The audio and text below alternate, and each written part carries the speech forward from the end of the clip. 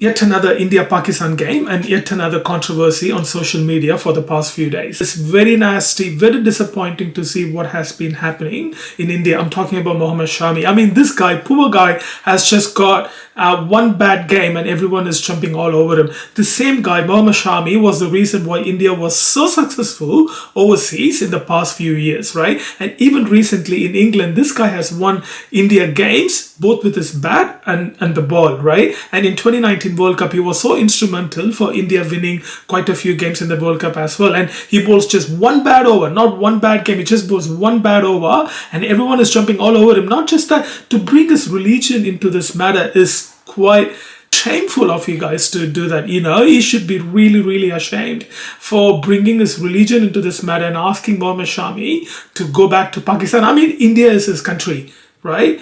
You guys have absolutely no right to bring his religion into this matter. Look, I'm here really frustrated. And for me to say that Indian cricket fans and Indians in general are disappointed on Sunday night would be an understatement, because I was sitting in my lounge room and screaming, not on top of my head because it was 4 a.m. here, but within myself, looking at Indian bowlers bowling without any impetus and getting smashed all over the park by the Pakistani opening batters. But that doesn't mean, or that doesn't give me the right to abuse these players. These players are giving their best, right? They have one bad game, they will come back stronger. You cannot abuse them on social media, guys. Particularly bringing the religion into this matter is quite shameful. You're just bringing just bad name, not just to the sport, but also to the country. And on the other side, I was reading news online that there were people celebrating India's loss in India on Sunday night with fireworks and bursting crackers. I mean, who the hell are you guys? Are you out of your mind?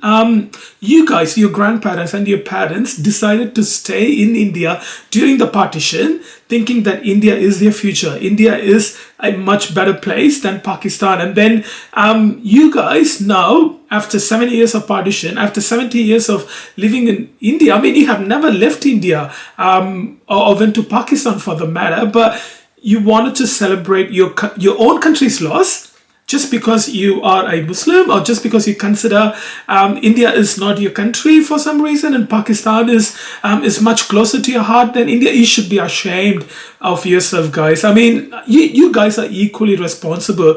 Blaming BJP, blaming Modi, blaming Amit Shah is not good enough. You guys are equally responsible for the divide in this nation. You should understand that, right? Whatever problem that Hindu Muslims are facing, that divide in India has been caused by people like you, right?